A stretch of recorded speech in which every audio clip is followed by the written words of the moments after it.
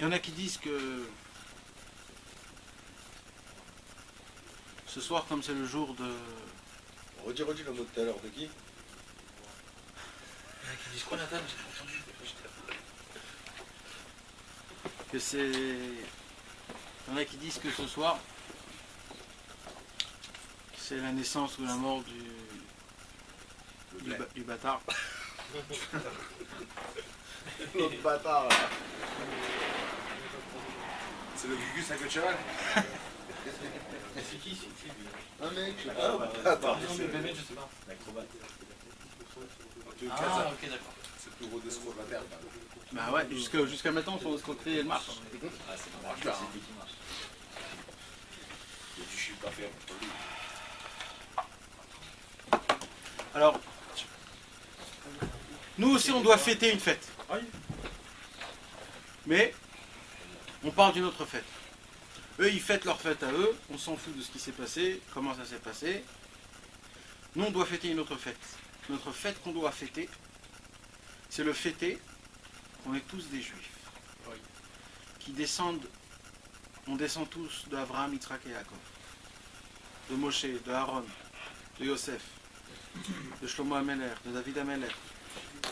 On a eu le mérite que nos grands-parents, nos patriarches, c'est eux les premiers qui ont découvert le Dieu Tout-Puissant, Akadosh Baruch Hu.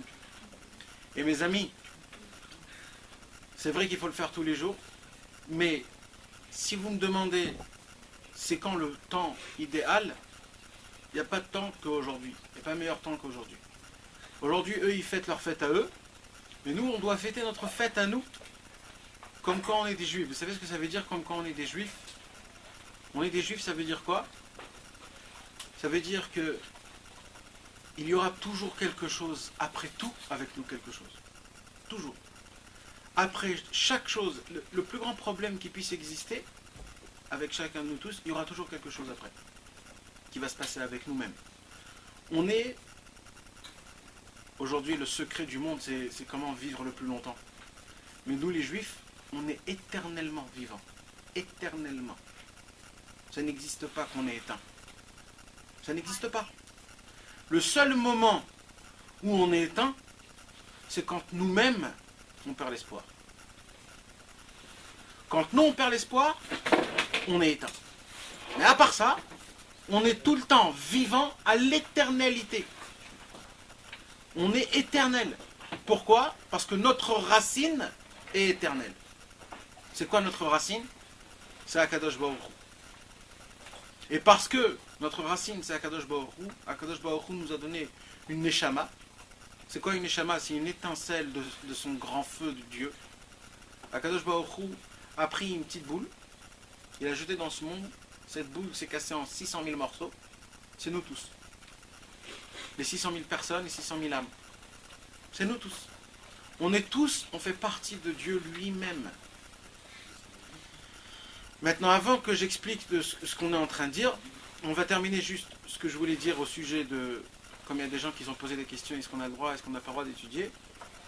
Moi, je ne vais pas faire de polémique. Non, mais c'est parce que ce que tu dis, c'est vrai. En vérité... Il y a des gens qui disent ça. Non, mais ce que tu dis, c'est vrai. On ne peut pas étudier ce soir. Alors, Yosef dit que oui. Alors, je vais expliquer de quoi on parle. Il y a les Sfaradim et les Ashkenazim. Ce n'est pas une histoire de Sfaradim ou d'Ashkenazim.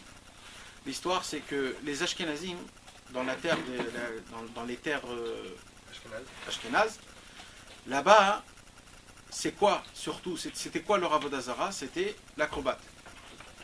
Ok? Mais chez les Arabes, il n'y avait jamais eu d'acrobate. Chez les Arabes, c'est Mohamed. C'est pour ça que chez les Sfaradim, il n'y avait pas cette histoire.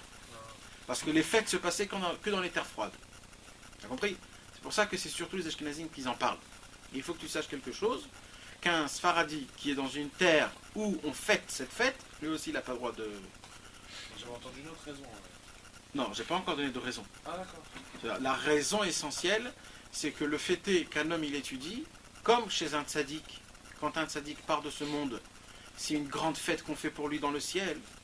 Pareil quand il y a un rachat qui part de ce monde, il y a aussi quelque chose, il a aussi encore des forces en haut. Et quand on fait des bonnes choses, de la sainteté, c'est lui qui pioche sur nous. C'est le mal tant que le mal n'a pas été encore enlevé complètement, ça sera que quand Meshiach viendra, alors il a encore de la force. Et lui, il va piocher de cette force. C'est pour cela qu'avant, surtout dans les terres froides, les terres ashkénazes, ils essayaient de ne pas étudier. Ils dormaient tôt, alors ils jouaient, ou alors ils se racontaient des histoires, ou alors ils commençaient à faire des choses, je sais pas, faire leurs comptes, leurs trucs, ce qu'ils devaient faire.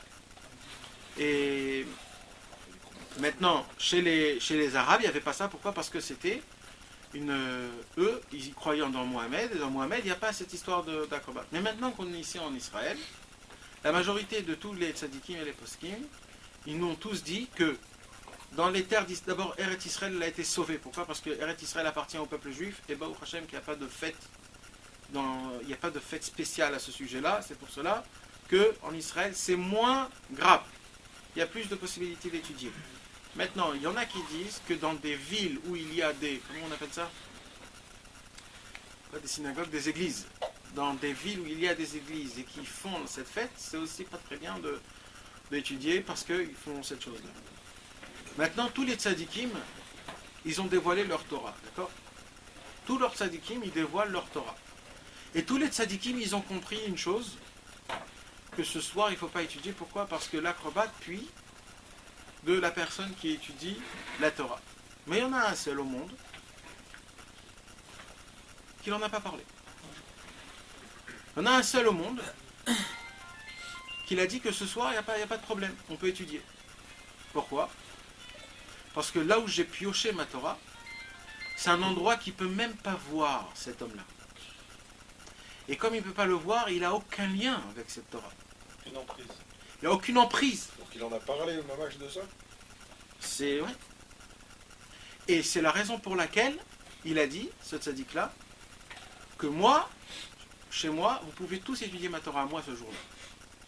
Tous les tzaddikim au monde, ils ont dit qu'on n'a pas le droit d'étudier. Pourquoi? Parce qu'eux, ils savent que leur Torah, elle vient d'un endroit qui est très haut, mais quand même, l'autre, il peut piocher. Mais il y en a un seul au monde qui a dit que ce soir, ma Torah à moi, elle est tellement haute que personne ne peut piocher. Son enseignement, on dit en français parce que les gens ils peuvent penser qu'il y a plusieurs Torahs. Non, l'enseignement, bien sûr. Quand je dis la Torah, c'est-à-dire l'enseignement. Et c'est qui? C'est Rabbi Nachman de Breslev. Il a dit, moi, j'ai pas peur de rien. Et vous pouvez tous étudier mes enseignements, car mes enseignements à moi, il n'y a rien qui peut les toucher. On peut étudier ces enseignements-là partout. Tout en haut et tout en bas. Surtout tout en bas. Parce que Rabbi Nachman de Breslev est venu pour sauver qui? Ceux qui sont plus en bas. Il n'est pas venu pour des tzadikim. Il est venu aussi pour des tzadikim, mais surtout pour qui? Pour les clochards et les puants. C'est nous. Merci. Jean Paille. Donc ça, c'était juste pour conclure l'histoire. Parce qu'en vérité, normalement, c'est pour cela que ce soir, on va parler Bezrat Hashem de Rabbi Nachman, comme on a l'habitude, sur ses enseignements. Et Bezrat Hashem, grâce à ça, on va anéantir la force de l'autre. Bezrat Hashem. Vous savez, c'est quoi la force de l'autre? La force de l'autre, c'est de montrer où il n'y a pas Dieu, que c'est moi le Dieu. Qu'est-ce qu'il s'est dit, lui? Il s'est dit, c'est moi Dieu. C'est moi le Fils de Dieu, il a dit. Ok? Pourquoi il a dit, c'est moi Dieu? Quand tu viens, tu dis, c'est moi un tel. Quand tu dis, c'est moi un tel, ça veut dire que cette personne-là, elle n'est pas là. Pour ça, tu viens et tu dis, c'est moi un tel. Parce que ce mec n'est pas là. Quand il est venu, il a implosé, il a dit, c'est moi Dieu. Pourquoi? Parce qu'on ne voyait pas Dieu. C'est quoi la contre-attaque, il dit Rabbi Nachman? C'est de montrer Dieu dans les endroits là où Dieu n'est pas là.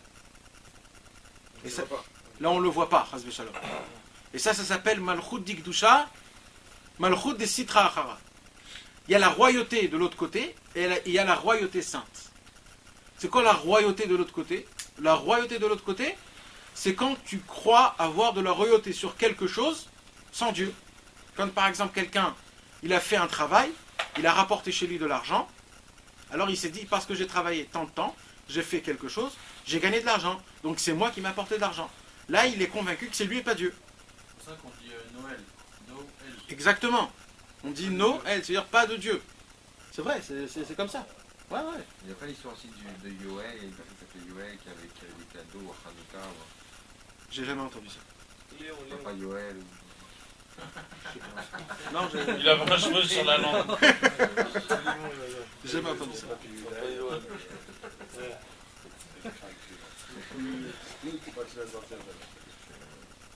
Facile. C'est pour cela, mes amis,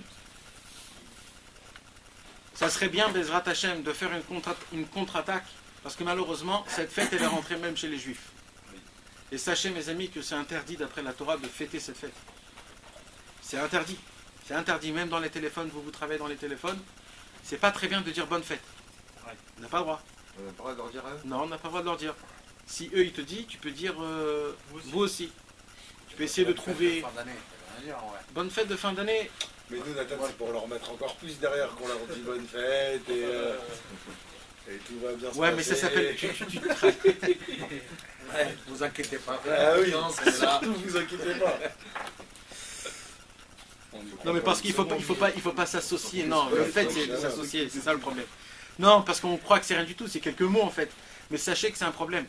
Et si on aurait habité en France aussi, il y aura beaucoup de problèmes en France. En France, il y a des choses qu'on n'a pas le droit d'acheter d'Afka ce jour-là. C'est-à-dire les choses qui vendent que pour leur fête, on n'a pas le droit d'acheter. Mais c'est pas de donner une Même essence des à ce Kinder truc. décorés avec... Décorer, ouais, c'est pas bien, c'est pas bien. Ah bon? Et d'acheter des comment ça s'appelle, des décorations qui touchent toutes ces choses-là, c'est pas bien. Non, c'est-à-dire des fois quelqu'un il dit je vais le garder pour Sukkot, je vais le garder Des pour... d'abord à sapin. On n'a pas le droit, on n'a pas le droit, on n'a pas le droit. Ces choses-là, on n'a pas le droit, c'est ça, malheureusement, il y en a beaucoup. Bah oui, mais moi je connais des gens qui ont des sapins. Non, mais malheureusement, Je connais des gens qui ont des sapins. malheureusement, mais c'est pas bien, c'est pas bien. C'est vrai que c'est pas bien. C'est vrai, même qu'ils fêtent le 31 et tout ça. c'est Bien pas sûr. du On tout. est dîner entre amis. Même des fois, non, il y a des gens qui vont en boîte d'Afka ce jour-là. Ouais. Ça, c'est pas bien. Même le premier... C'est jour férié, je pense. C'est jour férié. Oui, Mais il faut essayer, de ne Faut pas... rien Mais faire. en Israël, on ressent moins qu'en France. Mais bien sûr, on vit la fête. En France. On c'est dirait ça. qu'on est C'est dans pour les ça pubs, qu'en Israël, c'est pas pareil que la France. Si on peut étudier des choses. Mais voilà, je Ici en Israël, tu vas au magasin et vends. franchement, Ah, non. non, il y a pas. Bien sûr. Moi, Non, Bah, à côté de la Tachala, tu vois. à côté du champ. Le premier magasin qui est en sortant de la rue. Exactement, qui fait l'ange, là. Bien sûr, ils vendent des... Ouais, j'ai vu, avec on le vend de code. paille peut-être. Ça peut être des Russes.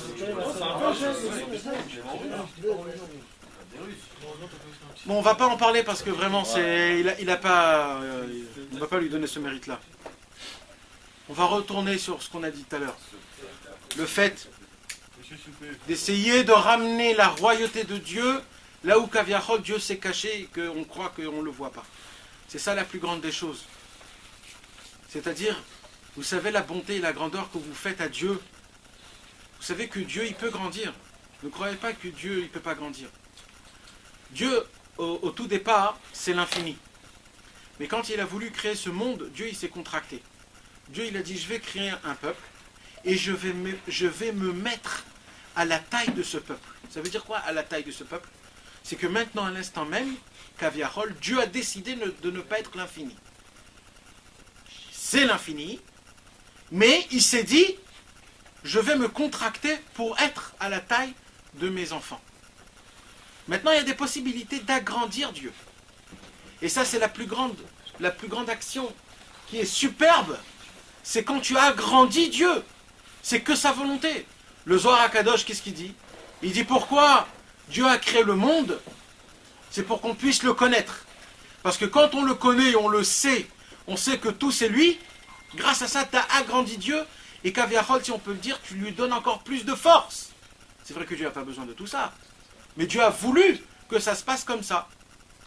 Il a voulu, c'est énorme. Ça veut dire Dieu, il a la possibilité de tout faire, mais il a dit, je ne vais pas tout faire. Je vais faire associer tous mes enfants. Je veux que tous aient une partie. Pour que même moi, je ne peux pas dire que c'est moi qui ai tout fait. C'est moi et mes enfants. Je veux que ce soit moi et mes enfants qui ont tout fait. C'est pour ça que quand on est avec le bout en plus dans la Brit Mila, et c'est Dieu qui nous laisse faire la Brit Mila, pour nous dire, voilà, vous faites aussi une petite partie. Vous faites le maaser de votre corps. C'est un maaser qu'on fait. Il faut faire un maaser de tout. On fait un maaser de notre corps, on enlève la peau en plus, le prépuce. C'est pour cela, mes amis, l'importante chose, et c'est une contre-attaque qui est énorme, et pas que pour vous, parce que c'est aussi de ça que je voulais vous parler, il faut essayer d'arrêter de se regarder soi-même que soi-même. Il faut essayer de regarder en grandiose, pas en micro, en macro. Ça veut dire quoi? Il n'y a pas que toi dans le monde. On a étudié ça la semaine dernière. Hillel. On a parlé de Hillel. Vous vous rappelez qu'on a parlé de Hillel? On a parlé de Hillel. Qu'est-ce qu'on a dit? On a dit que Hillel, quand l'homme qui voulait se convertir, il est venu chez Hillel, qu'est-ce qu'il lui a dit? Il lui a dit, ce que tu n'aimes pas chez les autres, ne le fais pas aux autres, à ton ami. Ce que tu n'aimes pas envers toi, ne le fais pas aux autres. Et qu'est-ce qu'il lui a appris quand il lui a dit ça? C'est que dans le monde en entier, il n'y a pas que toi. Si tu comprends qu'il n'y a pas que toi dans le monde, il y a quelqu'un d'autre, tu peux commencer à vivre. Mais si tu commences à faire des gnanim, et tu te penses que tu te crois que, et tu te vois que toi, tu peux pas commencer, je peux pas t'apprendre rien du Par tout. rapport aux juifs ou par rapport à tout le monde? Ça c'est aussi par rapport à juif, bien sûr. Mais ça veut dire, de là, tu apprends c'est quoi l'essentiel à la base. De savoir que tu n'es pas tout seul dans l'histoire. Eh bien mes amis, ce soir, c'est important, c'est très important qu'il faut que vous sachiez quelque chose.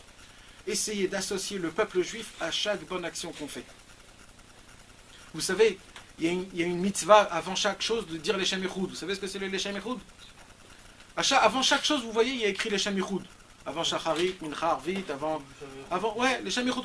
À la fin, il y a plein de fois on dit les Shemichoud sur plein de choses. Avant le Lulav, avant le Souka, avant les Matzot, avant tout, il y a plein de... À chaque fois on dit les Shemichoud. C'est quoi les Shemichoud? À la fin, qu'est-ce qu'on dit à la fin du les Shemichoud? Beshem, Kol, Israël. Au nom de tout le peuple juif. Ça veut dire ce que je fais, Dieu, je le fais au nom du peuple juif. Ça veut dire si je fais une bonne action, Dieu, c'est pas que moi qui fais la bonne action. C'est tout le peuple juif qui le fait avec moi. Et moi je le fais au nom de tout le peuple juif. Sachez que c'est très dur. Parce que quand quelqu'un il fait une très bonne action, quand quelqu'un il donne un gros paquet d'argent pour une tzedaka, quand quelqu'un il fait une Messirut Nefesh qui est très grande, il va dormir, il se réveille Hatzot, ou alors il va se tremper dans un mikvé, il se dit purée c'est sale, c'est horrible et tout ça, tout le monde me voit, il y a des cheveux, il y a des trucs, il fait froid, etc., etc. Et il le fait à la fin, des grosses mitzvot, quand quelqu'un il fait une grande mitzvah, quelqu'un l'énerve, et lui il a envie de l'exploser cet homme. Et il se dit je vais me calmer, je vais écraser. Il a écrit que tout le ciel en entier est ouvert devant lui ce moment-là. Parce qu'il s'est écrasé à ce moment-là. Des grandes mitzvot comme ça, c'est moi qui les ai fait. C'est moi qui s'est fatigué. Pourquoi je vais le donner ça au peuple juif? Je suis inclus dans le peuple juif, c'est pas juste donner au peuple juif. T'es inclus, mais c'est toi qui dois Tu t'inclure. partager la mitzvah avec tout le peuple. Ah, Tu fais une c'est ça, mitzvah, ouais. tu la partages. Il faut t'inclure. T'es inclus, mais il faut t'inclure. C'est comme si on t'a donné une azmana à une khatouna, à un mariage, et tu y vas pas. T'as été invité, mais t'es pas venu. Pareil. Le peuple juif est tout ça, on est tous invités, on est tous inclus. Mais il faut s'inclure. Et comment tu t'inclus? Quand tu dis Beshem Kol Israël. Quand tu dis tout ce que je fais, c'est au nom du juif, au nom de tous les juifs. Et Dieu reçoit ça, pas comme moi. C'est moi qui l'a fait, comme si c'est tout le peuple juif qui l'a fait. Vous savez que cette force, c'est une force qui... Il n'y a aucune force qui peut aller contre cette force. Il y a écrit que quand le juif, ils se réunissent et ils s'aident entre eux, et qu'ils essayent d'être tous un, qu'ils essayent d'être tous une unité, il n'y a aucune force au monde, qui peut casser ça. Même si tous ils sont des Réchaïm, il y a écrit. Même s'il y a des Réchaïm, il y a écrit plusieurs histoires dans la Bible, qu'il y a eu des Réchaïm, des gens pas bien, qui gagnaient le peuple juif, des guerres et des guerres. Pour une seule raison. C'était quoi la seule raison? C'est qu'ils étaient unis. Et que le peuple juif n'était pas uni. Parce qu'ils étaient unis, il n'y a rien au monde qui peut contre ça. Un jour, le grand roi Alexandre, le roi du monde, le roi de Rome, le plus grand roi, il a conquis presque le monde en entier. Et quand il est venu, et il a vu Shimon HaTzadik, un des plus grands tzadikim qu'il y avait avant, dans la génération d'avant, c'était le Kohen Gadol dans le Beth Amikdash. Alors Alexandre le Grand, il est descendu de son cheval, et il s'est prosterné devant Shimon HaTzadik. Alors il lui a dit, pourquoi tu te prosternes devant moi? Il lui a dit, parce qu'à chaque fois que je vais en guerre, je vois pas une ombre, je vois un visage. Et je ne savais pas c'était qui ce visage. Et quand je t'ai vu toi, j'ai compris que c'était toi qui marchais devant moi tout le temps. Et c'est grâce à toi que je gagnais. Et c'est pour ça que quand je suis descendu de mon cheval, je me suis prosterné devant toi. Et Alexandre le Grand lui dit, tu peux me dire pourquoi j'ai aussi une force tellement grande que je gagne toutes les guerres que je fais et j'ai conquis le monde en entier? Alors Alexandre le Grand, il a dit oui. Shimon HaTzadik, pardon, il a dit bien sûr. Shimon HaTzadik, il a pris un petit... il y avait une petite... une brèche un petit bois, tout petit bois. Une brindille. Il lui a donné une brindille. Il lui a dit casse-la. Il a tout de suite cassé. Maintenant, Shimon HaTzadik, il s'est ramassé par terre. Il a pris plein de brindilles toutes petites. Comme ça, une pilier. Il lui a dit maintenant, casse-les tous en une seule fois. Il a essayé, il n'a pas arrivé. Il lui a dit comment, tout à l'heure, un, tu l'as cassé, et là, tous, tu ne les as pas cassés. Il dit parce qu'ils sont tous, je ne peux pas tous les casser en une seule fois, je peux casser chacun tout seul, parce qu'ils sont petites, mais quand tous, ils sont bien scellés, je ne peux pas. Il lui a dit, c'est ça ta force. C'est que vous êtes tous unis. C'est vrai que vous êtes des nazes tous, mais quand tous des nazes, vous êtes tous unis, ça fait une seule force. C'est comme un tronc d'arbre, on ne peut pas le casser. Mais quand quelqu'un tous, ils sont tous séparés, ça c'est facile de les casser. Pourquoi? Parce que c'est des toutes petites brindilles. C'est rien du tout. C'est des tout petits bois. Mais quand ces petits bois, tu en mets plein, tu en prends 500 petits bois, tu les mets tous ensemble, les 500 bois, tu ne peux pas les casser. Parce qu'ils sont tous unis. Quand le peuple juif, que ce n'est pas des brindilles, le peuple juif, c'est tous des arbres qui sont énormes. Quand tu les mets tous ensemble, il n'y a aucune force au monde qui peut casser cette chose-là. Rien du tout. Et c'est quoi la preuve? La preuve, c'est le Kotel. Le Kotel, pendant des millénaires, toutes sortes de guerres, les Perses, les Arabes, les Romains, la Grecque, tous, ils ont tous essayé de casser le Kotel. Le Kotel n'a jamais pu se briser. Il n'y a rien au monde qui a pu casser, briser le Kotel. Vous savez pourquoi le Kotel n'a jamais été brisé, mes amis? Marqué, je crois, dans la Torah. Ouais, il y a écrit, bien sûr qu'il y a écrit. Parce que le Kotel, c'est le mur ouest. Tous les autres murs du Kotel, c'était Shlomo HaMelech qui l'avait construit. C'est David, tu Non, l'endroit, c'était David qui l'a gardé. L'endroit qu'il a acheté, qu'il a... Maintenant, tous les murs, c'était que Shlomo HaMelech qui l'avait construit de ses propres mains. Et il a dit, je vais laisser participer le peuple juif, et eux, ils vont construire le mur ouest. Et le Kotel qu'on a aujourd'hui, c'était tous les juifs, tout le peuple. C'est celui qui reste. Donc. Celui qui reste, c'était tout le peuple qui l'ont construit. Parce que c'était tout le peuple, il va rester à tout jamais à l'éternité.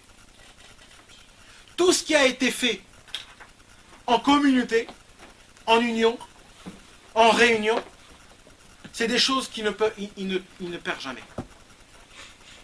Quand un juif il vient et il fait montrer à Akadosh Baruch Hu, j'ai compris ce que Hillel il m'a dit. Hillel, il m'a décrété, il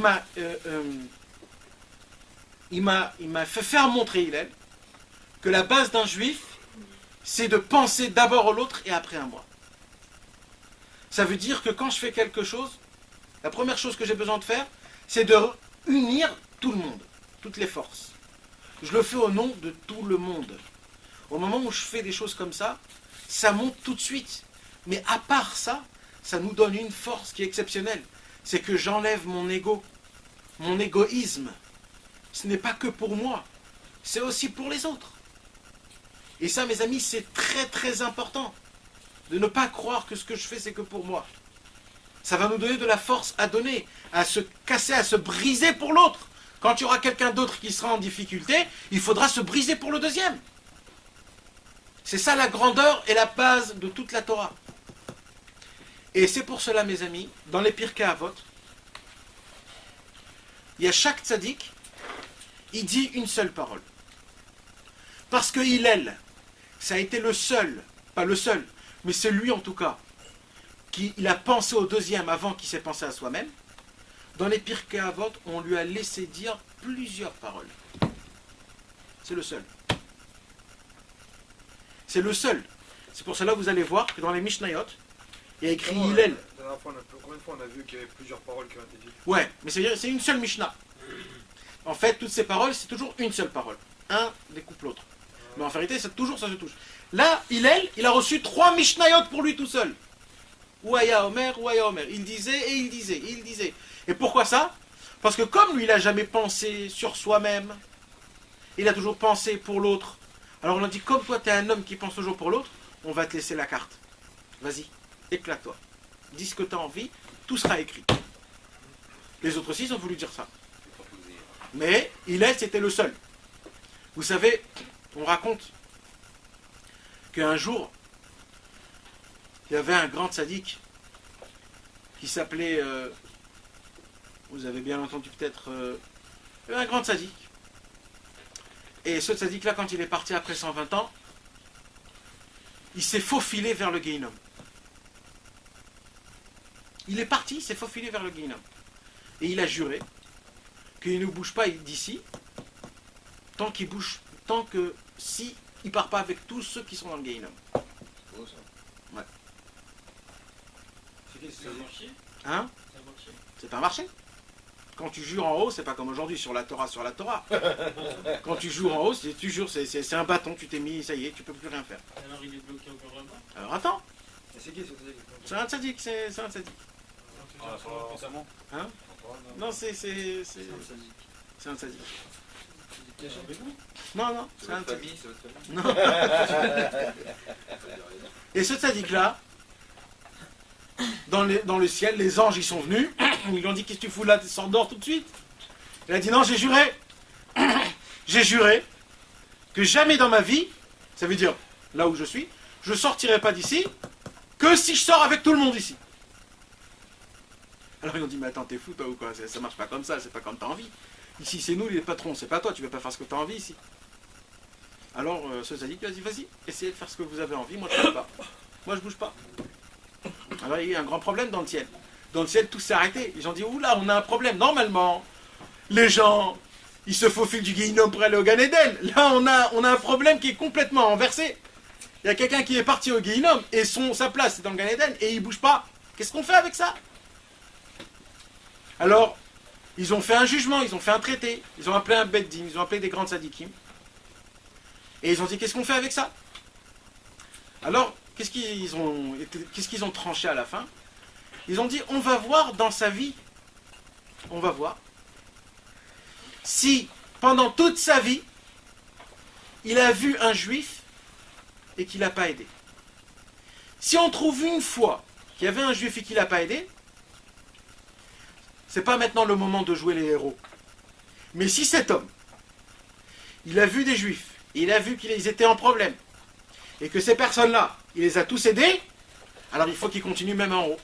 On va tous les ramener, comme ils demandent. Et ils ont déroulé toute sa vie. Et ils ont vu que dans toute sa vie, chaque fois qu'il avait vu un juif, il est parti l'aider. Et ils ont vu aussi des fois, où il y avait des fois des juifs qui étaient en problème, il les a pas aidés, mais il a essayé de les aider. Parce qu'il ne pouvait pas tout arranger. Il y a des choses qu'on ne peut pas tout arranger. Alors il est parti, il a demandé, est-ce que je peux aider, est-ce que je peux faire quelque chose? Il lui disait non, alors il repartait. Mais en tout cas, il est parti, il est venu, il a fait l'acte. Et au moment où ils ont vu que toute sa vie ça a été comme ça, ils lui ont dit, comme tu t'es conduit comme ça en bas, tu vas continuer à te conduire comme ça en haut. Et comme tu es au Guéhinom, et que tu veux sortir que quand tout le monde va sortir, on te fait sortir tout de suite avec tout le monde. Et ils l'ont fait sortir tout de suite avec tout le monde. Tout le monde. Le Guéhinom est resté vide. C'est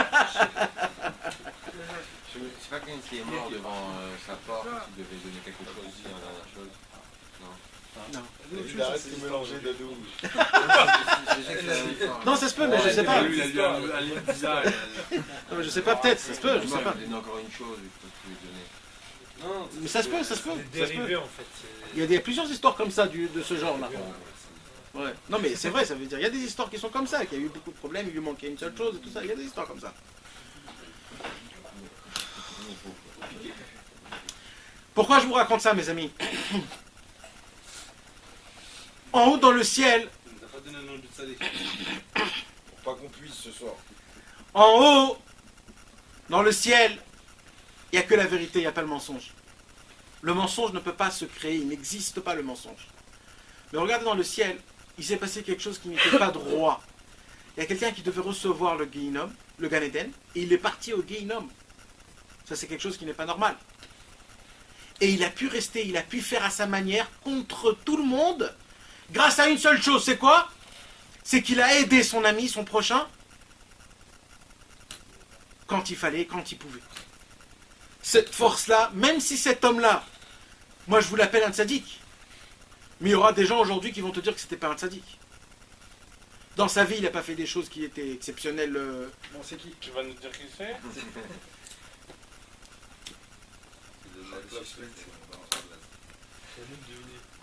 Ça sert à rien pour l'instant de dire son nom. C'est un bon juif. Ouais, c'était un bon juif. Dans quelle époque il était? Ah, il a tourné déjà. Il y a 100 ans. Il est bon, David. Ah, il y a 100 ans. Vas-y, Vélo. Non, mais ça veut dire pas vraiment que tout le monde est sorti du... Ouais, mais il faut que tu saches qu'il n'y a pas que le Guéinom en haut. Hein. Ah d'accord, donc c'est ça. C'est quoi alors? Il y a Guénom plus. D'accord, c'est ça. Il y a 7 niveaux de Guéinom, et après ces 7 niveaux de Guéinom, il y a le Kafakela. Le Kafakela, c'est le trou noir. Terminé. Le cachot, Il n'y a là-bas. qu'une période, hein, que tous ceux qui passent là-bas, ils passent qu'une période, ils passent pas toute la vie. Non, il y a une seule période au 7e niveau, c'est-à-dire le niveau le plus haut. Mais avant ce niveau-là, tu peux rester des centaines de milliers d'années. Ah, oui. Malheureusement. C'est chaud et tout. Et le plus bas niveau, il s'appelle le Sheol Tartit. Le Sheol Tartit, c'est l'obscurité, l'ombre le plus... Il n'y a pas plus bas. Et Rabbi Nachman de Breslev, il a dit Mina Sheol Tartiot. Celui qui vient chez moi, je vais descendre jusqu'au Sheol Tartiot, l'endroit le plus bas qui puisse exister. Et de là-bas, je vais vous faire monter. C'est ça dans sa promesse qu'il dit? Sheol Tartiot. C'est-à-dire qu'il parle du plus bas des Il n'y niveaux. a pas le plus bas, il n'y a pas de plus bas. Le Sheol Tartiot, c'est le plus bas. Ça, il dit ça pour celui qui vient le voir, machin. Qui Pour fait- qu'il vienne le voir, qui fait le Tikkun HaKlali et il met une pièce de Ouais, c'est tzedaka. ça. C'est bon, t'es... Hein? C'est bon, toi. Ah, faut en faire. Faut être sûr. C'est sûr, certain. Maintenant, mes amis, Honnêtement, ça prend pas aux blagues. comme je vous ai dit au début du cours, on descend tous de l'étincelle d'Akadosh Baruch Hu. On fait tous une partie d'Akadosh Baruch Hu. Au début de la création du monde, mes amis, avant que Adam Arishon avait fauté de l'arbre de la connaissance, on était d'un niveau qui était énorme. Énorme. On était beaucoup plus haut que les anges. Vous savez ce qu'il dit, le Midrash? Le Midrash dit que nous, on était assis dans le Gan Eden et qu'on appelait les anges pour nous faire des grillades. Ouais. C'est comme ça qu'il y a écrit. Et c'est eux qui nous... Messanénim, comment on dit une messanénette? C'est un mec. Et c'est eux qui nous filtraient le vin. Vous mettez des speeding. Non mais c'est vrai, hein, je vous dis pas des bobards, il y a écrit comme ça. Des grillades. Des grillades, il y a écrit. C'est eux qui nous faisaient des grillades et qui nous faisaient, comment on a dit? Qui nous filtraient notre vin. Nous on était assis, c'était eux notre serviteur. À la base, Dieu a créé les anges pour nous servir. À la base. Ok? Et ça c'est important de le savoir. Notre corps dégageait une lumière des milliers de fois plus grand qu'un soleil. Tellement notre corps était pur et saint. Il y a écrit que les yeux d'Adam Arishon, ces deux yeux, c'était comme deux soleils. Imaginez-vous le soleil, sortez dehors, c'est pas des... Sortez dehors, la Torah, ce qu'elle dit, c'est comme ça. Imaginez-vous, sortez dehors, regardez le soleil.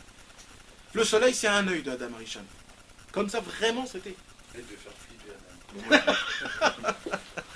Non, mais ça veut dire que nous tous, on était tous dans lui. On était tous dans lui. Dans les yeux, c'est pas le soleil direct. Il était tout seul, il était tout seul. Oui, mais nous, on était tous dans lui. On est dans son cerveau. On était tous dans lui.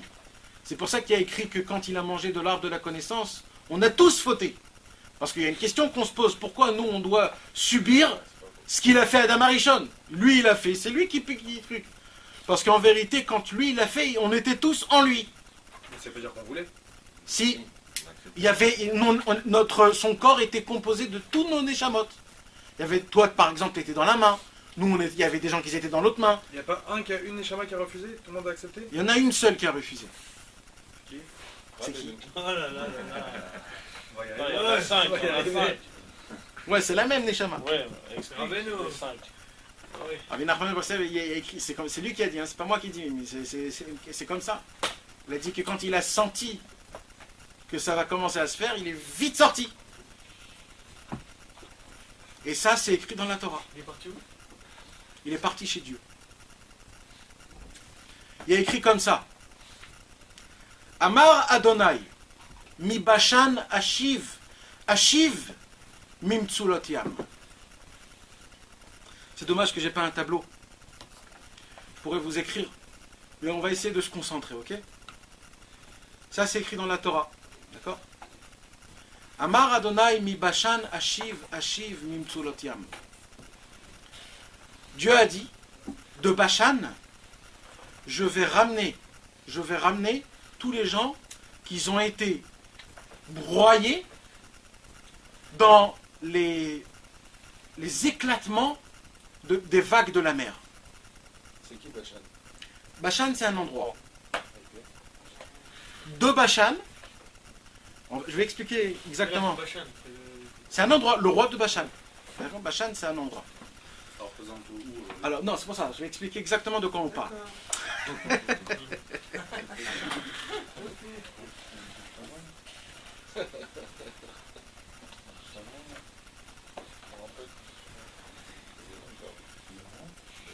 Quand Rabbi Nachman de Brest, quand le Bashan, l'endroit Bashan, c'est l'endroit, il y a écrit, où se multipliaient les démons. C'est là-bas où Shlomo HaMelech, quand il a voulu apprendre le langage des démons, parce que ça aussi il savait, il est parti à Bashan pour apprendre le langage des démons. Bashan, comme ça on dit, c'est un endroit qui est sur terre, qui est entouré de montagnes, et en plein milieu, c'est Bashan. C'est une plaine. C'est une plaine. Et là-bas, dans ce Bashan-là, c'est là-bas où c'est un mauvais endroit.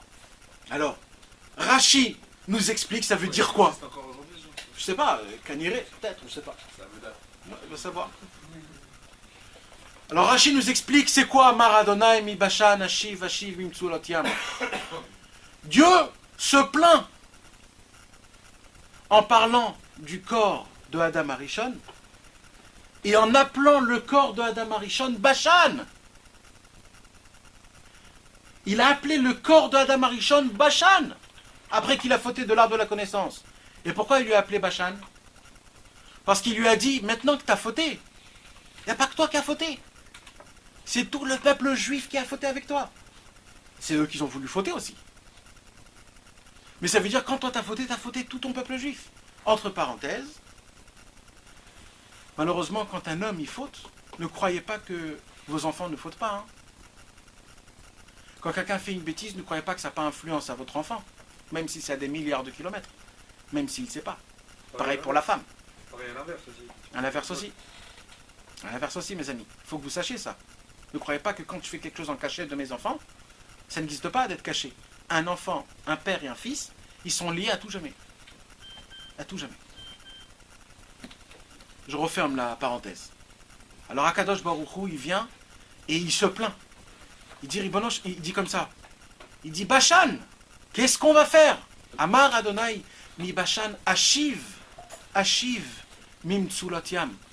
Qui est-ce qui va me ramener ces enfants-là qui sont dans ton corps, Adam Arishon? Qui va me ramener? Comment il s'appelle celui qui va les ramener? Attends. Je vais rendre vous. Alors, écoutez bien ce que je vais vous dire.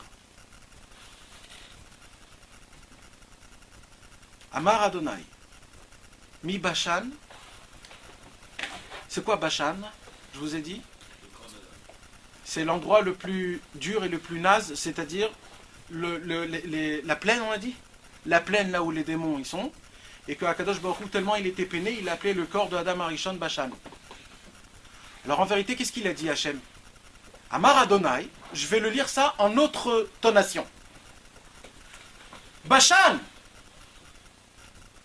Dieu appelle quelqu'un qui s'appelle Bashan. Bashan, viens ici s'il te plaît. J'ai besoin que tu t'occupes du corps d'Adam Arishon, c'est-à-dire de tous les Neshamot juives. C'est qui Bashan? C'est les initiales de Nachman ben Simcha. Bashan, Bet, Shin, Nun, Nachman ben Simcha. En vérité, Akadosh Baruch Hu, il dit Bashan, viens. Qu'est-ce qu'il lui dit? Hashiv, j'ai besoin que tu dévoiles le Hashiv. C'est quoi Hashiv? C'est de revenir, c'est tchouva. J'ai besoin que tu leur fasses tchouva. Il y a écrit 2 fois Hashiv, Hashiv. Pourquoi écrit 2 fois Hashiv, Hashiv? J'ai besoin que tu ramènes tous ces Neshamot-là, mais que tu leur apprennes la leçon de Hashiv. C'est quoi la leçon de Hashiv? Hashiv, c'est les initiales En Shum Yehush Baolam. Que le désespoir n'existe pas. Dis-leur aux Juifs. Ils vont mourir, ils vont tous recevoir. Mais rappelle-leur que le désespoir n'existe pas. Amar Adonai, Mi Bashan, Hashiv, Hashiv. Mimtsulot Yam. C'est quoi Mimtsulot Yam? C'est quoi Yam? Yam, c'est la mer. Yam, non, Yam, c'est la numérologie. C'est la numérologie du numéro 50. Même c'est 40 et Yud c'est 10. Ça veut dire même si vous êtes tombé en bas des 50 portes d'impureté. Vous savez ce que c'est les 50 portes d'impureté? Il faut que vous sachiez que quand on était en Égypte, on était tombé dans les 49. Et là, on a combien? Attends. T'as un stylo là. On doit être vers 22, 23. T'as une porte, je ne Mes amis, quand on était en Égypte, on était tombé des 49 portes de l'impureté. T'as une porte du non-retour. Et vous savez ce qu'il y a écrit? Il y a écrit que si vous serez tombé dans la 50e porte, ça serait foutu. C'est pour cela qu'Akadosh On Baruch Hu, n'aurait jamais été sauvé. c'est terminé. Il n'y a plus rien. On espère que tu l'es pas arraché. Attends, Tout ça. c'est la raison pour laquelle Akadosh Baruch Hu, il nous a sauvés, que par pitié, par miséricorde. Nous, on n'avait rien de bien. Rien. Rien de bien. Rien. C'est Dieu lui-même. Il y a eu, vous savez, je vous ai déjà dit ça plusieurs fois, normalement, comment ça marche dans le ciel. On fait un petit peu en bas, et Dieu fait le reste en haut. Mais il faut toujours avoir un éveillement d'en bas. Ça s'appelle Itaruta deletata. Il faut un éveillement d'en bas, un tout petit. Comme on dit, de faire Ishtadlut. Et ben à Pessah, il n'y a pas eu Itaruta deletata. Il n'y a rien eu. Dieu, rien que par pitié et miséricorde, il a vu. Ses enfants, ils vont passer les 49 portes. Dans 1 heure, ils vont passer les 50 portes. C'est foutu pour eux. Alors vite, je les fais sortir. Qu'est-ce qu'il dit là, Akadosh Baruch Hu? Qu'est-ce qu'il dit Rabbi Nachman? Mimtsulot Yam. Metsula, vous savez ce que c'est Metsula? C'est les plus profonds. Même si vous avez passé les 50 portes, moi j'ai trouvé la formule que même en bas de la 50 portes, si vous savez et vous faites rentrer dans votre tête que le désespoir n'existe pas, même de là-bas vous pouvez sortir. C'est que même de là-bas. C'est marqué où dans la Torah ça? C'est un pasouk. Oui, mais c'est à quel moment C'est dans un pasouk dans le Tanakh. C'est là où... je me rappelle plus exactement. Ça doit vérifier les stations. Je me rappelle plus exactement. C'est pour ça que le désespoir n'existe pas. Le désespoir n'existe pas. Et on peut plus le comprendre autrement, différemment. C'est que ça n'existe pas qu'on dit que c'est foutu. Des problèmes, on en a tous. Et c'est jamais foutu. C'est jamais foutu. C'est jamais... Au moment où tu sens que c'est terminé, il n'y a plus rien à faire, c'est jamais foutu. Non, ou alors là aussi le matin quand tu dis Modéani et que tu dis bon il n'écoute pas Dieu. C'est aussi du désespoir. Voilà. Ah, cette pensée de désespoir, Ouais, mais ça c'est Sache très que- calme ça. C'est-à-dire, ça c'est très sympa. Ouais, Imagine-toi un mec qui est complètement à la masse. Il a perdu sa femme, ses enfants, Razvé Shalom, il a tout perdu. C'est la fin pour lui.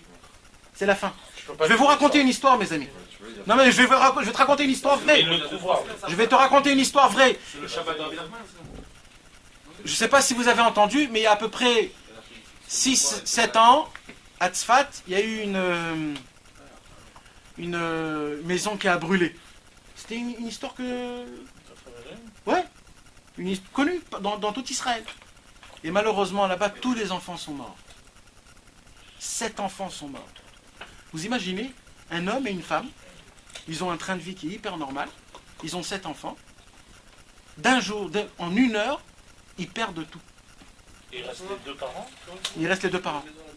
Il reste les 7 qui sont partis. Les 7, tous, ils sont partis. Tu le connais, le mec? Ah ouais? C'est qui? Je le dirai.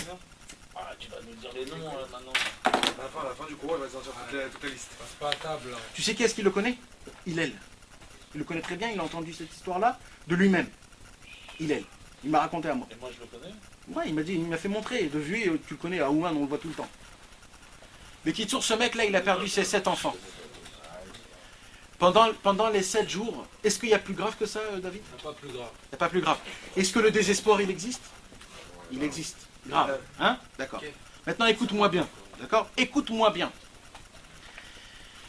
Je vais mal la raconter parce que ça fait longtemps qu'on l'a raconté, mais je peux te dire que ce que je vais te raconter, c'est du vrai sur vrai, et je peux vous donner les noms.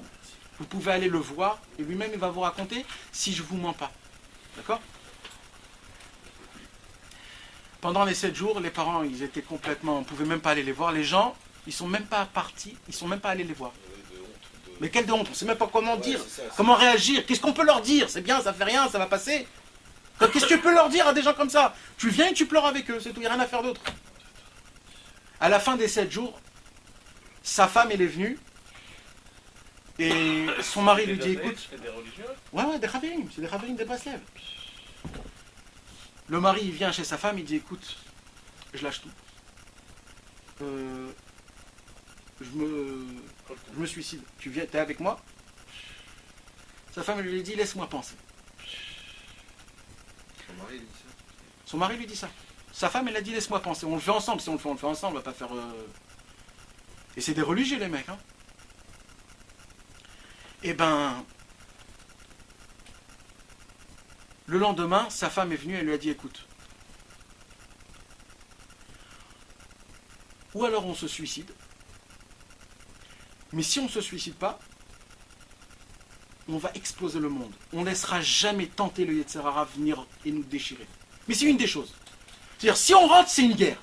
Mais la guerre, on va la terminer. Ça veut dire, on va exploser le monde. On va tout faire pour que le Yetzer Hara ne nous casse pas. Mais si tu sens que tu n'arrives pas à tenir cette guerre, alors viens, on termine avec ça tout de suite. Ouais. Alors il a dit, on décide de combattre. Maintenant, ce que j'ai oublié de vous dire, mes amis, c'est que ces personnes-là, ce couple, n'avaient pas d'enfants pendant des années et des années. Et les 7 enfants qu'ils ont eus, c'était des triplés, ça veut dire 3 et 1. Ça veut dire c'était vraiment avec des... C'était des, comment on dit? C'était des tipoulim très longtemps. Ça veut dire après qu'ils ont eu ces enfants-là, ça a été très dur. Ça veut dire qu'elle ne pouvait pas avoir d'enfants. C'était pas. Et après qu'elle les a eus, après des années qu'elle a souffert pour en avoir, ils sont partis. Alors imagine-toi. Alors écoutez bien ce que je vais vous dire. Après 1 an, elle a eu son premier enfant, qui est né exactement le même jour du premier enfant qu'ils ont eu. Le même jour exact que le premier enfant ils ont eu, il est né le premier, et il pesait exactement le même poids. C'est le premier ou alors les 3? Le premier. D'abord ils ont eu 1, après ils ont eu des 3 plés. 2 ans après, ils ont eu des triplés qui sont nés exactement le même jour. Hein? Façon naturelle. Ah, voilà. Naturelle, qui sont nés exactement le même jour des triplés de la dernière fois. Les 3, le même poids. Les 3. Et les a rappelés pareil? Hein? Et ils ont rappelé pareil tous les enfants? Non. Et après, ils ont eu encore des triplés. Exactement pareil, mes amis. Ils ont gardé jusqu'aujourd'hui tous ces notes. On peut les voir aujourd'hui, ces notes. Et aujourd'hui, le mec, il a 7 enfants. Dieu leur a rendu tout. Pourquoi? Parce qu'ils ont été prêts. Ils ont dit, on lâche pas. Ouais, moi, ça ramène pas les 7 qui sont partis. Crois-moi, Mickaël. Crois-moi. Tu sais, je vais te dire quelque chose. Ils ont gagné plus que ce qu'ils avaient encore. Tu sais pourquoi? Parce que là, ils ont reçu ce qu'ils avaient encore. Crois-moi que si tu leur parles, ils vont te dire, ben merci à Dieu. On a oublié. Bien sûr. Comment tu peux oublier? Ben crois-moi, c'est eux qui racontent ça, c'est pas quelqu'un d'autre. Ben l'homme est chané, en tout cas tu peux leur parler. Crois-moi, c'est eux qui vont te donner une force de Emouna. Et ben de là on apprend le désespoir n'existe pas. Il n'existe pas le désespoir. C'est jamais foutu. Et s'ils s'étaient suicidés, Chasvé Shalom, Ils ils n'auront n'auraient pas eu les 7. Mais à la base, ils leur ont pas dit vous pouvez plus avoir d'enfants. Ils peuvent les avoir, les enfants. Mais non, Mais là, il a eu par un ils les ont eu Oui, par, Mais c'est pas ça, le Inyan, c'est pas ça. Le Inyan, mais tu t'imagines qu'ils ont le même jour où ils sont nés les autres? Ouais, c'est incroyable. Mais attends, et le même poids, les 4, les 7, le même poids. Tu peux pas comprendre. Akadosh Baruch Hu leur a rendu. Et crois-moi que leur vie a changé. Niveau argent, niveau amour, niveau tout. Ils te le disent eux-mêmes. Comment il s'appelle? Je me rappelle plus. Tu pourras demander à Hillel, il le connaît très bien, il te le fera montrer. C'est pas un Français. Non. C'est un Israélien, mais qui connaît le Haverim, qui connaît... De Tzfat? Ouais, Tzfat. C'est une belle histoire. On a vu. Mais tu te rends compte que la personne, elle se dit soit on va à la guerre, soit on se suicide. Ouais, non, c'est incroyable ça. Et le mec, il décide, ils se disent on va à la guerre. Et après, Hachem, il les récompense parce qu'ils vont à la guerre. Il devrait le dire. Hein? Il devrait le dire, ça, il veut pas dire. Mais si, bien sûr que ça a été connu partout. Non, mais qu'ils ont eu des enfants encore. Mais bien sûr, mais qu'est-ce que tu crois qu'une histoire comme ça n'a pas fait? C'était dans Idiot Aharonot, c'était dans tout. Ils en ont parlé et tout. De quoi tu parles? Ça a été connu dans tout Israël. Dans tout Israël, ça a été connu. Il y a 7 ans, ça s'est passé. Il y a 5 ans, ça c'est 6 ans. Non, mais c'est connu, c'est une histoire qui est hyper connue. Non, on est bien. Ayam Shaya, tu connais? T'as pas l'abonnement? Ayam Shaya, c'est tous les soirs à 22h30, parce que toutes les récapitulatifs de tout le monde. Lydia, tout le monde. J'adore. C'est vrai que j'ai pas entendu. Bon, ça m'a échappé. Il a suivi ces 7 dernières années. Ça m'a échappé, ça. Ça l'a échappé. Ça m'a échappé, ça là. J'ai les boules, hein. J'ai les boules, hein, tu sais que... Et oui, il va faire C'est énorme, hein. Il va sortir l'historique, il a qu'à habitué il y a 7 ans. C'est pour cela, mes amis. Amar Adonai mi Bashan, Ashiv mimtzulot yam. Le fêté, qui est un grand tzaddik, qui nous a déclaré que le désespoir n'existe pas, ça a été condamné, ça a été tranché, et c'est comme ça maintenant. Le désespoir n'existe plus. C'est jamais foutu. Jamais. Jamais. Ne me posez pas la question comment. Parce que si je vous dis comment, alors c'est plus un jeu. Le jeu, c'est que tu rentres dans le désespoir, et là-bas, tu dis que le désespoir n'existe pas. Mais c'est toujours gagnant. C'est pour cela, mes amis, quand un homme, pour revenir à ce que je veux dire, il faut que vous sachiez quelque chose. Akadosh Baruch Hu, il est avec nous. Est-ce que quelqu'un peut m'expliquer qu'est-ce que ça veut dire que Akadosh Baruch Hu est avec nous? David Ameler, le roi David, nous a déclaré dans le psaume 23. C'est un psaume que beaucoup de vous tous que vous connaissez, ce psaume. Il est dans le Tikkun? Non. C'est un psaume qu'on dit souvent. Moi, je crois que c'est un des psaumes les plus forts qu'il y a dans tous les Tehillim. Mizmor le David Adonai, Roi lo Ersa. Binot deshe yarbitzeni, alme menuchot inaaleni. Nafshi yeshovev yancheni b'ma'agale tzedek leman shmo. Gam ki elech begeitz al mavet lo irara. Pourquoi? Qui a taï m'a dit. David Ameler a dit ce psaume. Ça sera un peu dur mais je vais raconter l'histoire.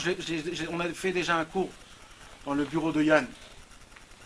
David Ameler, c'est pas qu'il avait besoin d'un ami. Si, je peux pas vous raconter toute l'histoire de David, parce que l'histoire de David, c'est une histoire qu'on pleure si on sait livrer l'histoire de David, le pauvre. David, il n'a pas connu le premier roi d'Israël, le plus grand, le plus beau, le plus fort, le plus généreux, le plus fort en tout, David Ameler, le roi David. On dit David Meler Israël Chai Vekayam. David, c'est le seul qu'on dit que c'est un roi qui est vivant jusqu'aujourd'hui. Chai Vekayam, on ne dit pas ça sur les autres. Et le pauvre roi David, quand il est né, on a cru que c'était un mamzer. Ils ont cru que c'était un mamzer. Ouais, exact.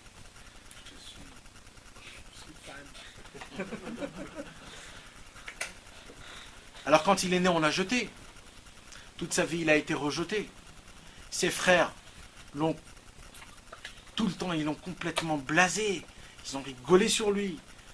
Et quand Shmuel est venu pour rendre le roi David, Ishaï, son père, il a dit, voilà, c'est ça mes enfants, il n'a même pas présenté David. Alors il a dit, et quoi? Il a fait sur tout le monde, il a vu que ça ne marche pas. Il a dit, où ils sont tous tes enfants? C'est tous tes enfants? Il a dit, oui, c'est tous mes enfants. Il a dit, c'est impossible. Dieu, il m'a dit que c'est chez toi. Il a dit, j'en ai un autre, mais il ne vient pas de chez moi. Hein. Il a dit, voilà, c'est là-bas, celui-là, là-bas, au fond, là, le rouquin, qui est tout petit, qui traîne les vaches et les agneaux. C'était un berger, le mec. Vous savez ce qui s'est passé? Shmuel est venu, il a rendu roi, et quand le peuple juif a vu que c'était un roi, ils ont tous dit à David Améler, écoute David, reste dans ton coin, et nous on va s'arranger. Hein, t'es le roi de personne, ok? Il a écrit que le pauvre David, pendant 15 ans, c'est le roi d'Israël, 15 ans. On l'a jeté à Hebron, c'était la ville la plus Chala. Pendant 15 ans, c'était le roi de Hebron. Personne ne voulait de lui. Jéroboam, c'était pendant ce temps-là le plus grand des rois. C'était lui qui régnait sur tout le monde. C'est qu'à la fin de sa vie, pendant 9 mois, il a régné sur Jérusalem, après il est mort. 9 mois. Et toute sa vie, David Améler, il a été poursuivi. D'abord par Shaoul de jalousie. Après, par son fils, Avshalom. Son propre fils, Avshalom. Après, par tous les rois qui voulaient combattre. Toute sa vie, il a été combattu. Qu'est-ce qu'il dit David Améler? C'est pour ça que les psaumes, c'est quelque chose d'exceptionnel. C'est quelqu'un qui souffre qui parle. C'est pas quelqu'un qui a kiffé toute sa vie, le roi David, la couronne, le trône, je suis bien, j'ai des femmes, j'ai des trucs. Non, non, c'est quelqu'un qui a souffert toute sa vie. Et bien, qu'est-ce qu'il dit David Améler? Gam ki eler begeit salmavet. Dieu, il a dit. C'était juste un moment où on avait tout pris à David. Les soldats de Jéroboam, ils sont rentrés, ils ont cassé le royaume de David, ils ont tout pris à David. David, il n'avait plus rien, juste un seul habit. Il avait une tunique. Et il apprend que Avshalom, il vient avec 400 guerriers pour le tuer, son fils. Et David, il se retrouve sans personne, sans rien. C'était la première fois où il n'avait rien à côté de lui, il n'y avait personne. Alors il a dit, David Améler, il a levé les yeux au ciel. Il avait perdu l'espoir, il a eu des espoirs. Il y a un espoir après quelque chose comme ça? C'est contre tout. Comment Dieu, tu me fais ça? C'est moi le vrai roi d'Israël. Non. Il aurait pu dire, mais Hachem, mais où tu es toi? C'est toi-même qui m'as désigné roi. Eh bien, tu sais ce qu'il a dit? Mais quel devenir fou? Un homme normal. Shaoul, il est devenu fou à cause de ça. Shaoul, il est devenu fou à cause de ça. Quand on lui a pris la royauté, il est devenu fou. C'est pour ça qu'il est parti après contre David. C'est parce qu'il est devenu fou. Eh bien, David Améler, il lève les yeux dans le ciel et qu'est-ce qu'il dit? Gam ki eler begeit salmavet. Dieu, si tu vas m'emmener dans les enfers les plus grands au monde, où je vais voir ma mort devant mes yeux, lo irara, je ne vais jamais avoir peur. Et tu sais pourquoi, Hachem, je ne vais pas avoir peur? Qui ata, il m'a dit, car tu es avec moi. Là où je suis, tu es. Là où je souffre, tu souffres. Tu es tout le temps avec moi. Et quand je me rappelle que tu es avec moi, j'ai peur de rien. C'est la raison pour laquelle j'ai peur de rien. Il y a écrit qu'en ce moment-là, il y a écrit que les bataillons sont venus contre David. Akadosh Baruch Hu a fait pousser, quand il a dit ce mise-mort-là, Akadosh Baruch Hu a fait pousser sur le bataillon plein d'arbres. D'un coup, des arbres, ils se sont levés. La guerre de tout le Avshalom. Il y a eu plein d'arbres qui ont poussé en une seule seconde, plein d'arbres, qui ont séparé tout le bataillon de tout le monde, et David Améler était entouré d'arbres, personne ne pouvait le bouger. Il avait un bouclier de Dieu. Pourquoi? Qui a taille m'a dit. Car toi tu es avec moi. Et quand j'ai cette force-là, de me rappeler que tu es avec moi, alors je suis prêt. Vas-y, venez tous. Mes amis, ça a été écrit pas pour ce temps. Sachez que David Améler a dit beaucoup plus de psaumes. Vous savez pourquoi c'est ces psaumes-là qui ont été écrits? C'est parce que ces psaumes-là, ils nous parlent aujourd'hui. Mes amis, il faut le dire et le répéter tout le temps. on n'a pas besoin d'avoir peur de personne. On n'a pas besoin d'avoir peur de personne. Il faut toujours se rappeler qu'avant la faute de Adam Arishon, on était plus haut que des anges. Nos corps étaient énormes, on avait une force exceptionnelle. Vous savez ce qu'il y a écrit avant la création, avant la faute d'Adam Arishon, qu'est-ce qui se passait? Aujourd'hui, on a cinq sens. Je ne sais pas si c'est exactement ça. C'est-à-dire de voir, d'écouter, de goûter, de toucher et de sentir. Les 5 sens, ok? Mais aujourd'hui, les 5 sens, ils sont dans 5 membres. Et bien, avant qu'Adam Arishon a fauté, les 5 sens étaient dans tous les membres. On pouvait voir, écouter, goûter et toucher avec les oreilles, avec le petit doigt, avec les pieds. On n'avait pas, nos yeux, c'était pas que ça, juste pour voir. On pouvait voir de derrière. On pouvait sentir de derrière, parler de derrière. On pouvait parler avec les mains. Tous les 5 sens étaient dans tout. Quand on a fauté, ces 5 sens sont partis dans les 5 membres. Il dit à Kadosh Baruch Hu, ne croyez pas. C'est pour ça qu'Akadosh Baruch Hu, il a appelé Rabbi Nachman.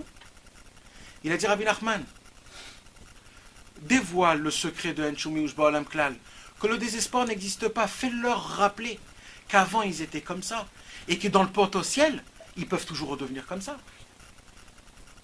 Ils peuvent toujours tous redevenir comme ça. Mais c'est quand?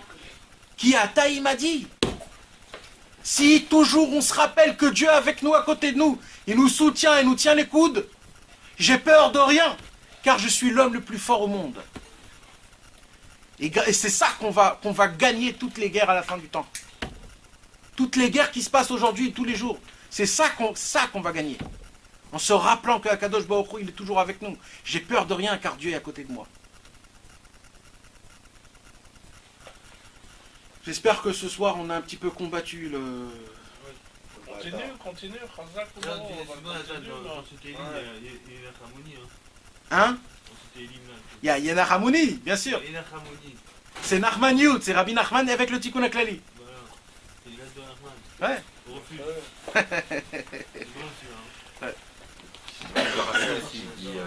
Il dit qu'il courait là. Il courait en disant j'ai peur de rien. Son but, c'est de... Le Baal Shem Tov. Le Baal Shem Tov, mais je peux prendre. Tu vas pas t'arrêter là? On a commencé il y a une demi-heure. Continue. Ah oui, pardon. Et une brochure.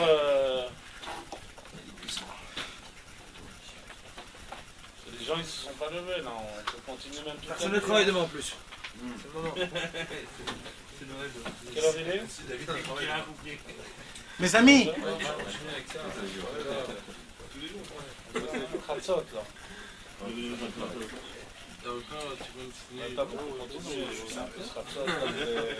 c'est maintenant Khatsot.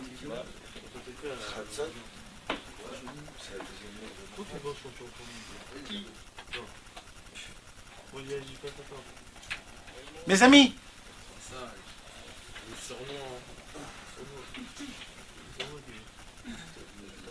C'est le Baal Shem Tov qui courait.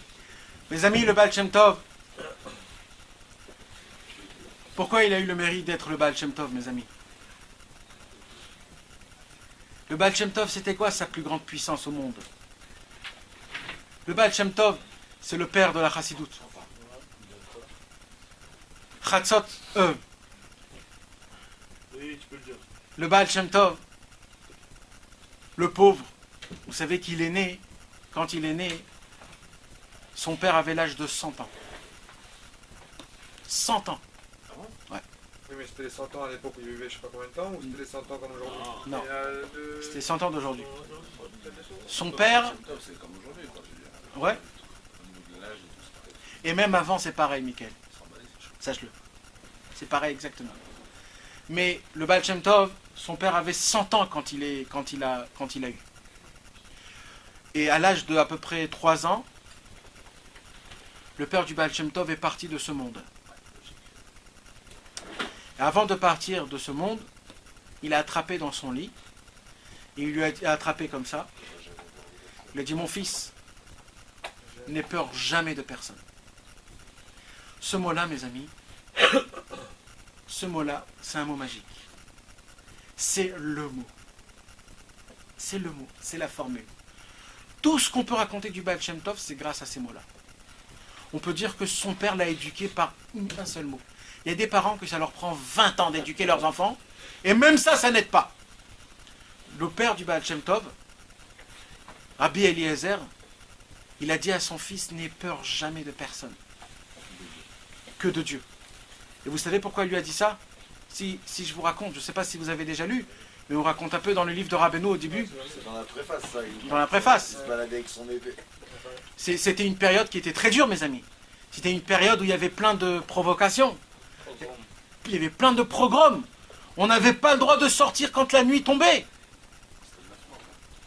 Et malheureusement, le Baal Shem Tov a perdu sa mère 2-3 ans après.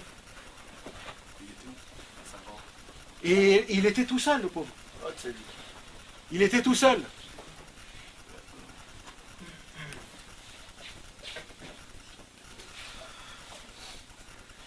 Et on raconte que le Baal Shem Tov, à l'âge de 14-15 ans, il prenait tous les enfants de toute la ville.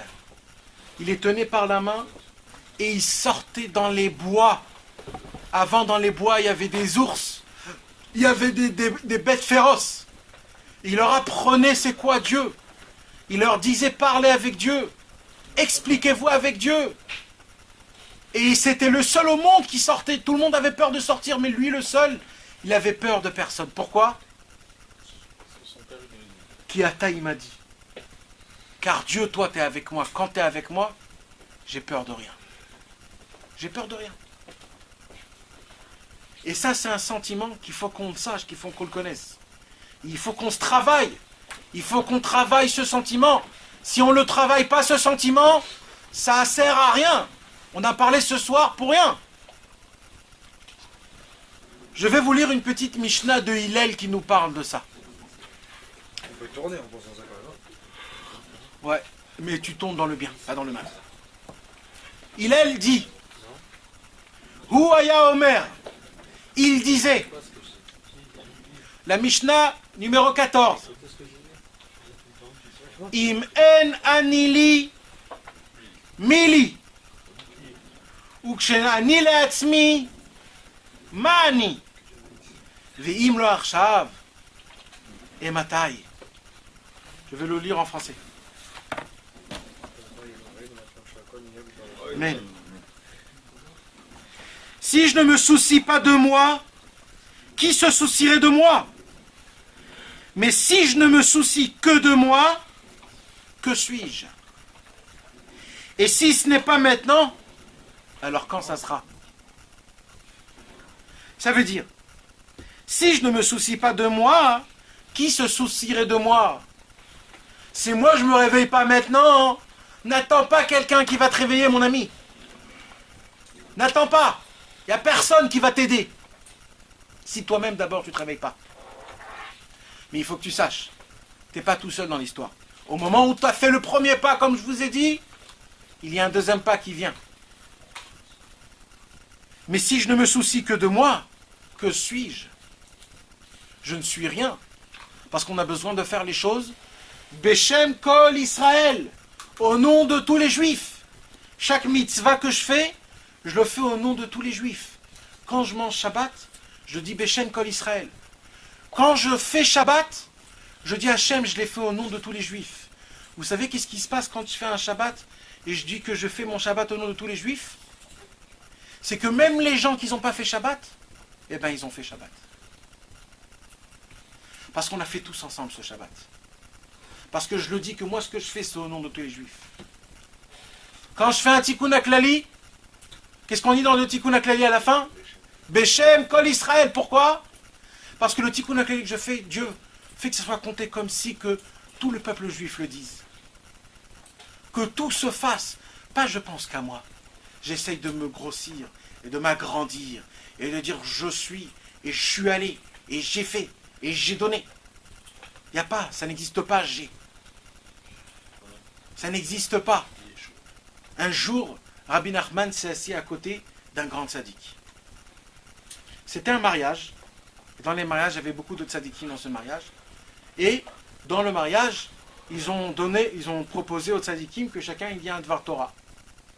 Alors chacun il a dit un Dvar Torah, il a raconté. Celui qui était à côté de Rabbi Nachman, il dit à Rabbi Nachman, je vais dire un Divrei Torah.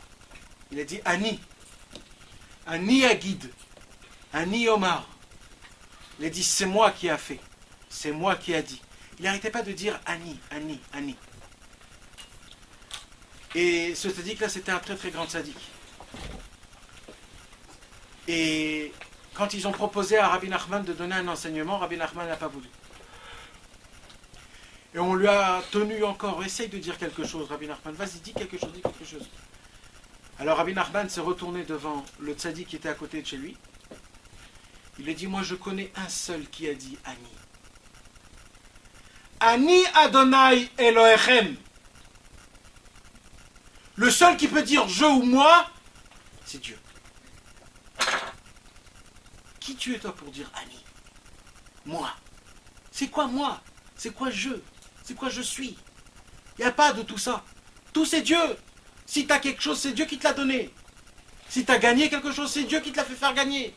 C'est Dieu qui te l'a fait faire penser. C'est Dieu qui t'a fait faire cette action. C'est quoi je, moi? Il y en a un seul qui peut dire je. Je suis votre Dieu. C'est lui seul. Celui qui a dit ça, c'est la seule personne qui peut dire je suis. C'est pour ça que les grands tzadikim, comment ils se parlaient? Ils se parlaient en troisième langue. Ils disaient, Zusha a besoin de boire. Nathan a besoin de boire. Nathan veut du coca. Ils se parlent en troisième langue parce que il n'y a pas de moi. Il n'y a pas de je suis. C'est juste un nom. Je ne vais pas vous dire maintenant de parler comme ça. Mais ça veut dire essayer de comprendre ce qui se cache derrière ça. Et c'est ça l'importance des choses. De ne jamais tenir la chose par rapport à toi-même. D'essayer toujours de comprendre les choses beaucoup plus haut que ça. Que tout ce qui règne dans ce monde, c'est Dieu. On est juste des marionnettes. Akadosh Baruch Hu, il s'amuse en bougeant avec les mains. Mais on est tous des marionnettes. Si on se rappelle de ça tout le temps, on n'a peur de rien. On s'inclut dans le Baal Shem Tov. Vous savez, mes amis, ce que le Harizal il dit? Le Harizal il dit comme ça. Comment on peut faire? Comment on peut inviter une âme d'un très grand tzaddik en mon âme? Vous savez qu'il y a des choses comme ça. On peut inviter un tzaddik qui vient dans mon âme à moi. Le Sandak, ou à côté, ou quand il passe à la chaise des diagonales. Exact. Il vient s'asseoir directement exact. sur la chaise, donc il rentre un petit peu dans Exact. Mais encore plus fort que ça. À la sieste du Shabbat, non? La sieste de Shabbat aussi. C'est des Neshamot, mais ça c'est que quand on dort. Comment on peut faire? On peut inviter un tzaddik dans notre Neshama, qui reste avec nous. Imaginez-vous, vous avez Moshe Rabbeinu en vous. Mais attends, vous, tout ce que vous dites c'est fait, vous devenez des tzaddik énormes. Comment on fait ça, mes amis? Le Harizal nous dit dans Shara Gilgulim, si on choisit une mitzvah que eux, ils faisaient tout le temps, et qu'on l'a fait en pensant à s'associer à lui, comme cette mitzvah, il l'adorait, eh bien, le tzaddik, il cherche quelqu'un d'autre qui faisait cette même mitzvah pour pénétrer en lui, parce qu'il veut refaire cette mitzvah. Mais comme il est parti de ce monde, il ne peut plus refaire. Quand il voit qu'il y a quelqu'un qui fait cette mitzvah, alors vite il redescend dans ce corps pour participer dans cette mitzvah. Et grâce à ça, tu invites des tzaddikim à toi-même. Tu peux répéter? C'est comme si je fais chesed, il y a Abraham Avinu qui peut descendre. Exactement. Il y a des tzaddikim avant qu'ils avaient choisi des grandes mitzvahs. On peut faire comme un Abraham Avinu. Exactement. Abraham Avinu, par exemple, il aimait la mitzvah de chesed. Ok? D'accord? Eliyahu Navi, il adorait la mitzvah de Brit Mila. Ok? Il y a plein de tzaddikim qui avaient des mitzvot, des trucs à eux-mêmes. Ok? Rabbeinu, il aimait quoi? De réparer les gens. Rabbeinu, il s'est brisé pour les autres. Maintenant, ces tzaddikim-là, comme maintenant ils sont partis de ce monde, ils veulent toujours accomplir cette mitzvah, mais ils ne peuvent pas. Alors ils cherchent des gens qui font ces mitzvot-là, dès qu'ils voient qu'il y a quelqu'un qui arrive, vite ils descendent.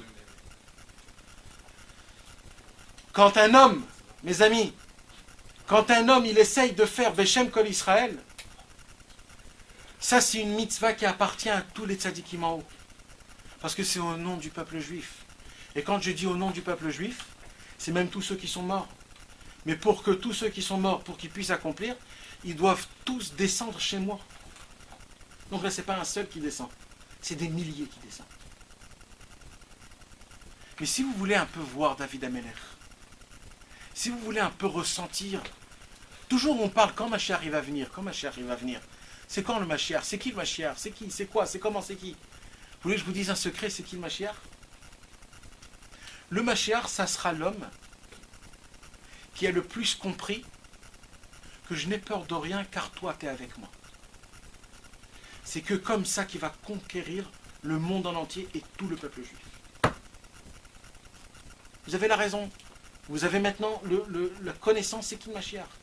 Un homme qui se travaille sur ça, il fait descendre en lui David Améler, le roi David, le combattant, celui qui conquit, celui qui combat et qui n'a peur de jamais rien. Il a toujours Dieu devant ses yeux. C'est ça le Mashiach. Le Mashiach, ça va être l'homme le plus grand qu'il a compris. Que parce que Dieu est à côté de moi, j'ai plus peur de rien. Je suis l'homme le plus qui a le bitachon, qui a la confiance la plus grande. Il n'y a rien au monde qui peut me briser. Et comme je vous ai expliqué, de prendre un tout petit bout de bois et de le casser, c'est facile. Mais de prendre 15 kilos de bois, tout petit, et d'essayer de le casser, on ne peut pas. Pourquoi? Parce qu'ils sont tous ensemble. Quand je travaille et je dis Beshem Kol Israël, au nom de tous les juifs, c'est tout le peuple juif qui est avec moi. Et un homme comme ça, personne au monde pourra le briser. Même pas le Yetzer Hara. Quand il dit Beshem Kol Israël, il le pense vraiment. En fermant ses yeux et en disant Hachem, ce que je fais, je le fais au nom de tous mes amis, de tous mes copains, de toute ma famille, de tous ceux que je connais et de tous ceux que je ne connais pas. Cet homme-là, personne au monde peut le briser. C'est pour ça que c'est important de chaque chose qu'on fait, de dire Beshem Kol Israël. Et d'essayer de vivre Gam ki eler begeit salmavet. Même si on me fait montrer, on me fait marcher dans l'endroit le plus horrible et le plus naze et le plus effrayant, là où je vois la mort devant moi, je n'aurai jamais peur, car Dieu est avec moi. Que Dieu nous aide, qu'on puisse vivre les paroles qu'on a dit ce soir et combattre le mal contre le bien. Ezrat Hashem.